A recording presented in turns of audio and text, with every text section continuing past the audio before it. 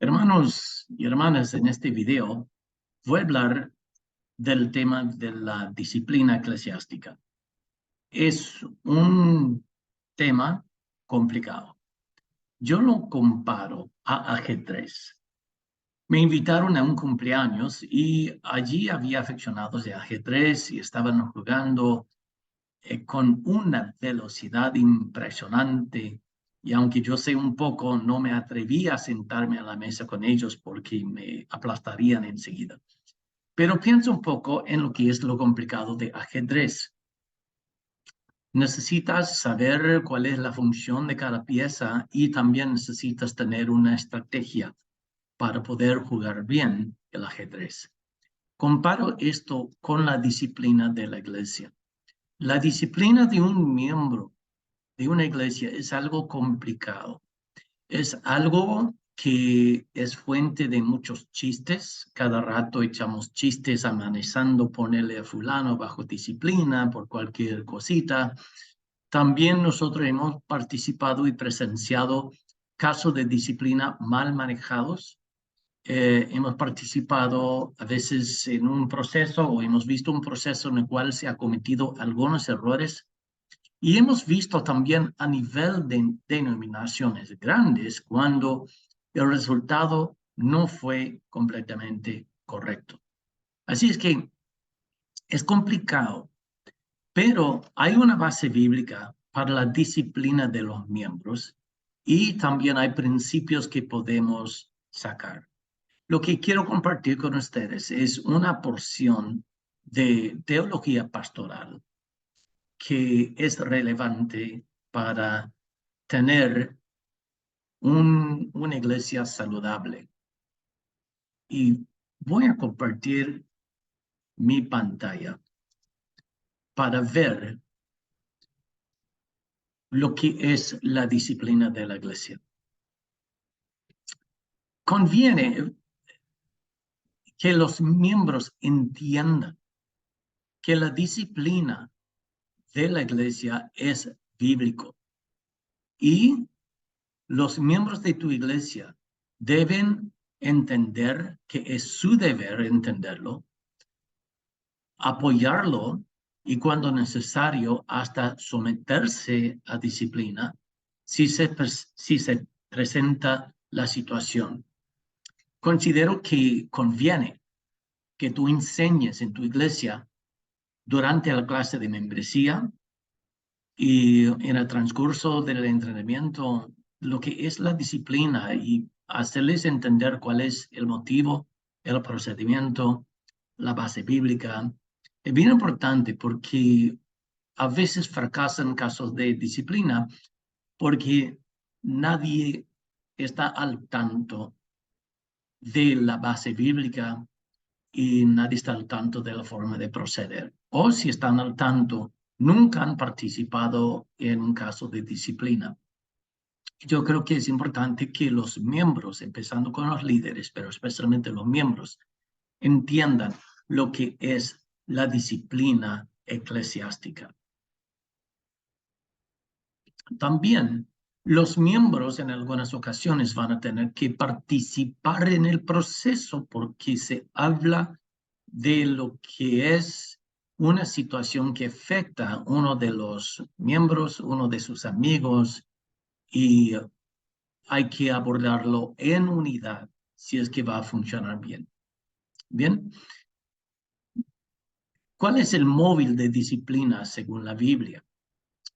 Un propósito de la disciplina es que la persona crezca en su fe. En Tito 1:13 dice, repréndelos duramente para que sean sanos en la fe. Y a veces la disciplina será solamente una reprimenda. El otro propósito de la disciplina de la iglesia es restaurar las personas. Dice Gálatas 6:1, hermanos, si alguno es sorprendido en cualquier pecado, restaurarle con un espíritu de mansedumbre, cada cual mirando a sí mismo, no sea que también caiga. Y luego dice Gálatas 6:2, sobrellevar las cargas los unos a los otros. Y a lo que va es que Si la iglesia es unida, como Dios quiere que sea unida, si hay alguien que tiene que pasar por disciplina en un contexto de amor y unidad, los otros miembros también pueden apoyar a la persona bajo disciplina hacia la restauración. Es lo que queremos, operar desde un fundamento de amor y unidad entre los miembros y el pastor y los líderes. Y que la unidad sea tal que todos estén dispuestos a apoyar en oración o en alguna otra manera la restauración de la persona bajo disciplina. También se quiere llevar a la persona hacia el perdón y hacia la consolación. Fíjense que Pablo menciona un caso en 2 de Corintios capítulo 2, versículos 5 y 7, en el cual dice, pero si alguno me ha causado tristeza, no me la ha causado a mí solo, sino en cierto modo, por no exagerar, a todos vosotros. Le basta a tal persona esta reprensión hecha por muchos, así que al contrario vosotros más bien debéis perdonarle y consolarle para que no sea consumido de demasiada tristeza. Y hay que resaltar esa palabra, la reprensión hecha por muchos, porque puede que más que una persona tiene que ayudar a corregir al que está equivocado. Otro motivo de la disciplina de la iglesia es advertir a los que causan división. En Tito 3:10 dice, al hombre que cause divisiones después de una y otra amonestación, deséchalo. Otro es juicio y excomulgación. Y estos serían los casos más extremos de una persona que no quiere arrepentirse. Pablo escribió a la iglesia en Corinto, no juzgáis vosotros a los que están dentro, pero a los que están fuera, Dios juzgará. Quitad pues a ese perverso de entre vosotros. Recalco, ese sería para la persona no arrepentida que persiste en su pecado. ¿Cuáles son los pecados que ameritan disciplina? Usted puede ver varios documentos que desglosa motivos de disciplina. El reglamento interno paraguayo, artículo 12, página 7, desglosa unos cuantos. Aquí en el reglamento interno de Paraguay, artículo 12, habla de caso de disciplina que resultaría en pérdida de la membresía. Uno es por atentar contra la sana doctrina, enseñando errores relacionados con la enseñanza bíblica o relacionándose con agrupaciones religiosas cuyas ideologías no se ajustan a las escrituras. Otro motivo sería atentar contra la alianza, rebeliándose contra las autoridades constituidas. Otro sería de atentar contra las normas morales y espirituales dadas en la palabra de Dios, con actitudes y acciones como adulterio, fornicación, robo, fraude, estafas, contrabando, deudas morosas, etc. Se aplica cuando el miembro involucrado rechaza la disciplina de la iglesia y se aplica con el fin de que se arrepienta y sea restaurado y vuelva a integrar como miembro. Otro motivo de disciplina será conduciéndose desordenadamente, fermentando discordias y o divisiones y tomando actitudes que perjudican la buena marcha o el buen nombre de la iglesia. Otro motivo sería por atentar en contra de los hermanos, perjudicándolos o haciéndoles alejar de la comunión de la iglesia. Y luego habla de lo que es remoción de membresía por estar ausentes, el cual no encaja totalmente en caso de disciplina, pero está en el reglamento. Otro motivo sería de perder las condiciones en el reglamento para ser miembro. Y entonces estos son motivos de disciplina desglosados en el reglamento interno de Paraguay. Y se nota que puede haber varias situaciones, ¿verdad? Habla de ruptura de vínculos fraternales y la falta de perdón. Cuando un creyente contra un mal contra otro hermano, de ahí se trata Mateo 18, y todo Mateo 18, 15 a 22, tiene que ver con la disciplina. En lo que es atar y desatar, tiene que ver con la disciplina. Caso de inmoralidad, conducta escandalosa y acciones que pueden dañar la iglesia, hermanos desordenados, desobedientes que se entremeten en lo ajeno y no quieren trabajar. Actitudes que dan origen a diversos problemas mencionados por el apóstol Pablo en 2 de Corintios 3.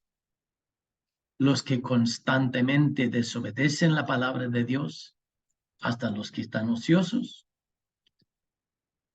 La práctica de la maldad o la inmoralidad, conforme a lo que advierte 1 de Corintios 15, en el cual dice, no os juntéis con ninguno que, llamándose hermano, fuere fornicario o avaro o idólatra o maldiciente, borracho o ladrón, con el cual ni aun comáis.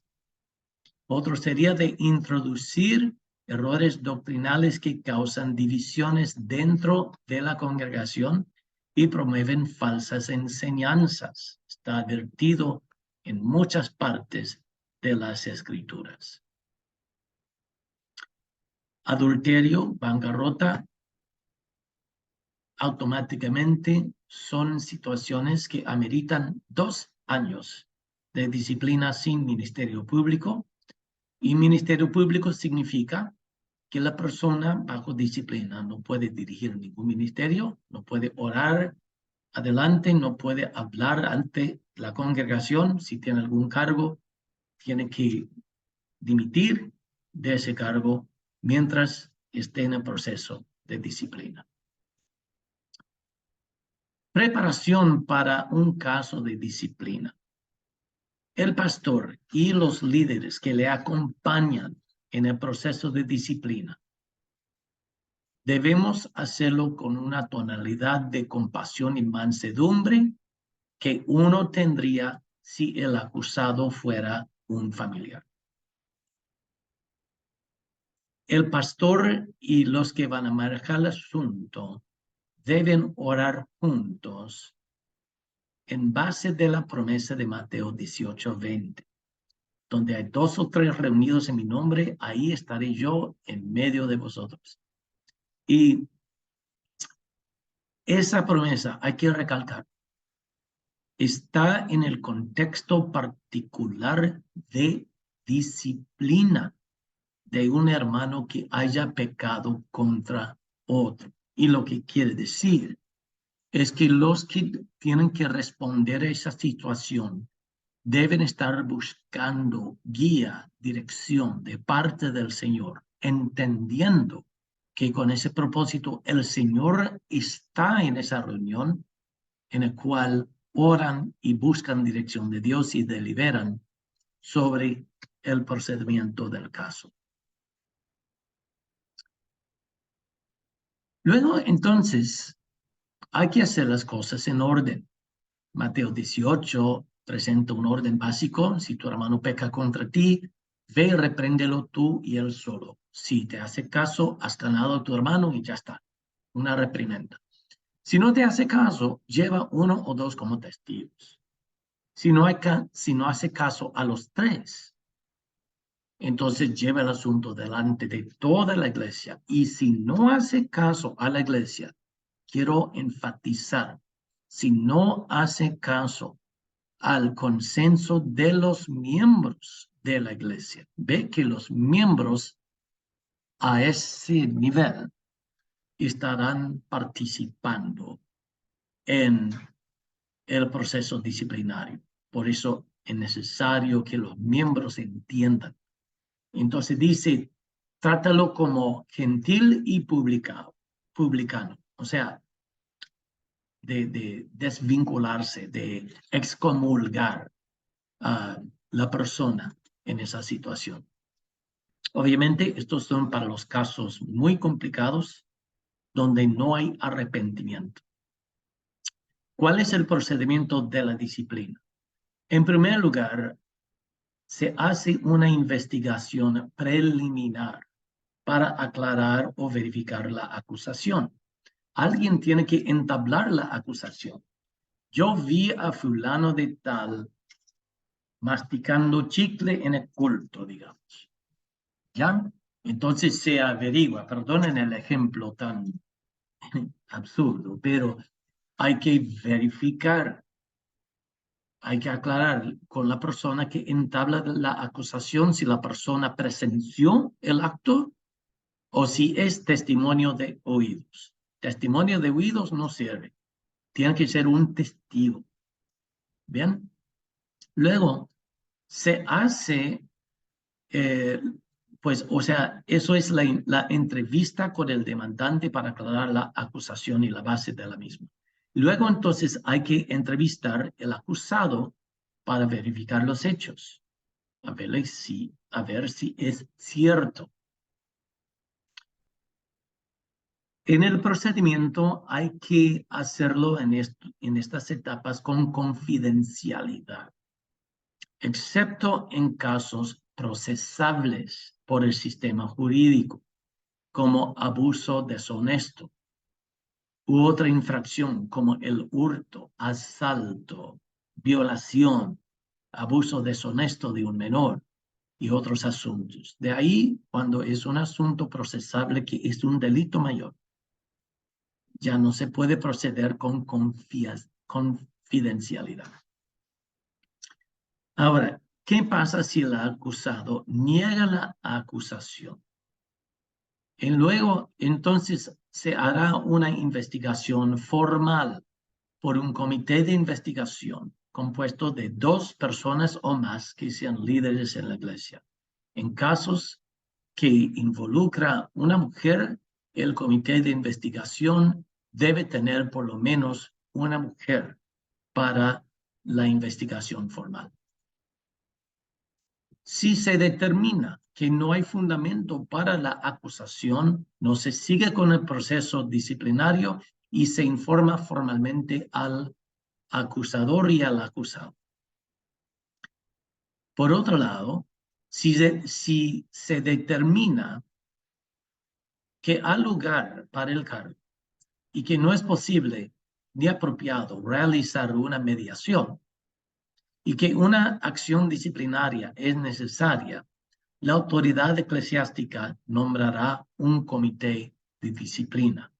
En el mundo real, podría ser que el comité de investigación se convierte en un comité de disciplina, o puede ser que, si se entiende que es prudente, que se organice otro comité para fungir como comité de disciplina se hace.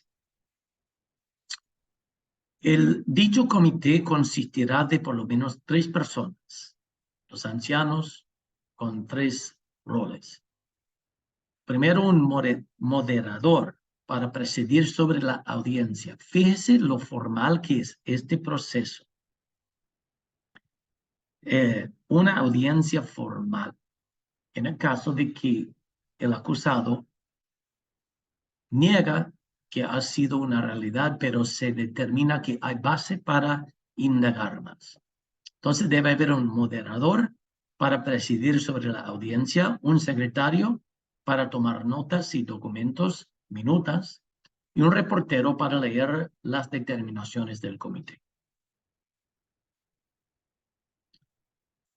Por otro lado, si es una situación que se puede resolver con un esfuerzo de mediación o reconciliación o consejería, se pasa directamente a eso. sin tener una audiencia formal. Porque la audiencia formal, recalco, es si el acusado no acepta la acusación a pesar de testigos y la evidencia. ¿Quiénes están presentes durante la audiencia formal? Serán los miembros del comité de disciplina, el acusado y un testigo a la vez. Los otros testigos, si los hay, esperan fuera de la sala donde la audiencia se lleva a cabo. El cónyuge del acusado puede estar presente. En caso de abuso sexual o abuso general de un menor u otra persona vulnerable, la víctima no está obligada a testificar con el acusado presente. Y en ese caso, el testimonio de la víctima puede ser presentado por el reportero. Se nota la formalidad que está aquí. ¿Cuál es la agenda de la audiencia? Cuando la persona disciplinada ha confesado y donde hay evidencia de arrepentimiento genuino y una disposición de someterse a un proceso de restauración, es permitido hacer la audiencia disciplinaria de manera informal. En dicho caso, el acusado debe acceder por escrito que renuncia su derecho a una audiencia formal. Cuando se requiere una audiencia formal, sin embargo, debe proceder de la siguiente manera. Imagínese lo formal cuando el acusado no acepta y hay que llegar a estas medidas. Primero, lectura del cargo. Segundo, respuesta del acusado al cargo. 3. Presentación de la evidencia del reportero. Se compara con el alegato del fiscal. Después está la presentación de la evidencia del acusado o el alegato del acusado.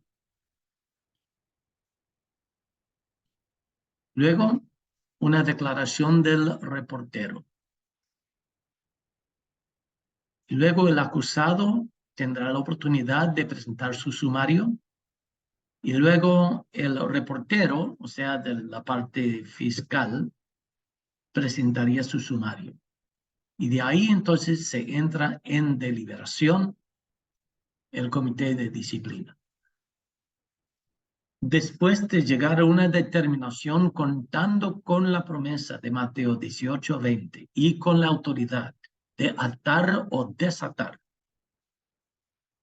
emiten el dictamen. El comité de disciplina emitirá su dictamen por escrito respecto a cada cargo y la disciplina correspondiente y avisará al acusado del derecho de apelar el proceso a seguir. En el contexto de Paraguay, sería su privilegio de apelar a la Junta Nacional. Cada miembro del comité firmará un documento y una copia firmada será entregada a la persona sujeta a disciplina y una copia será enviada a nivel más alto de jurisdicción. Este es un proceso muy formal, ¿no es cierto? Pero vamos a tomar unos pasos atrás a ver lo que es 4 formas de disciplina, porque no todos son así de grave. Una forma de disciplina sería una reprimenda. Es el grado más bajo. Incluye redarguir, advertir y exhortar al ofensor a un caminar más congruente con el Señor. Otra medida un poco más seria sería un tiempo de prueba. En el transcurso del plazo probatorio de la persona, su relación con la iglesia y o los privilegios y responsabilidades de ministerio o empleo puede ser limitado tal como determina el comité de disciplina. Durante el periodo probatorio, la persona disciplinada se reunirá regularmente con un consejero espiritual, vivirá una vida irreprensible y cumplirá con todo requisito para restitución tal como indicado de necesario por el comité de disciplina y constar asimismo ante Dios y la Iglesia. Al concluir el tiempo de disciplina, el comité de disciplina evaluará la evidencia de arrepentimiento genuino y el progreso logrado. Si los términos del periodo probatorio no han sido alcanzados o si no se ha visto el progreso esperado, puede ser que se le extiende el tiempo probatorio. En casos graves, con obreros oficiales, otro nivel de disciplina sería revocación de los credenciales. Y en los casos más graves de personas no arrepentidas en una infracción grasa de las Escrituras, la expulsión de la iglesia, en la cual se termina todo derecho, responsabilidad y privilegio de la membresía en la iglesia local y el retiro automático del certificado de membresía. Otra parte del proceso disciplinario es determinar la gravedad de la disciplina. Si se determina que la infracción es aislada y relativamente menor, sin ningún daño a otros, una medida menos severa puede ser apropiada.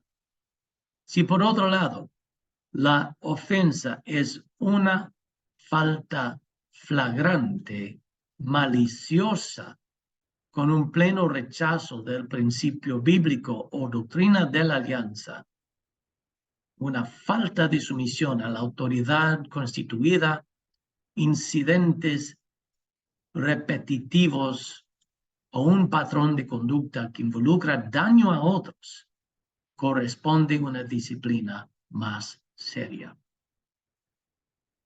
¿Cómo sería el proceso de restauración? Si la persona está arrepentida y está dispuesto a recibir restauración, se le brinda consejería espiritual y hasta ayuda profesional si el caso necesita. El comité de disciplina observará el progreso y tomará la decisión de levantar la disciplina y restaurar a la persona. Si la persona llegó a ser expulsada de la iglesia, la meta sería reintegración de membresía, o si ha sido retirado de su ministerio, sería de reintegrarle a su ministerio. Y una vez que se haga la restauración, eso hay que anunciar a los miembros para que ellos sepan y que ellos avalen de su restauración. Entonces, hay casos que ameritan reflexión de parte del comité de disciplina. Durante un tiempo de prueba, ¿qué puede y qué no puede hacer la persona en la iglesia? Así que para implementar semejante proceso, se requiere que los líderes de la iglesia local deben estudiar el proceso de disciplina según la Biblia, según el reglamento eterno del Paraguay y otros materiales. Aquí tengo dos libros que recomiendo. Este libro se titula La disciplina en la iglesia y fue escrito por Jonathan Leeman. Es un libro de la serie de 9 marcas de una iglesia saludable. Hay varios libros sobre esto. Otro libro es este que dice difícil ver esto. Dice, cuando en la iglesia hay pecado, un guía bíblico para disciplina en la iglesia.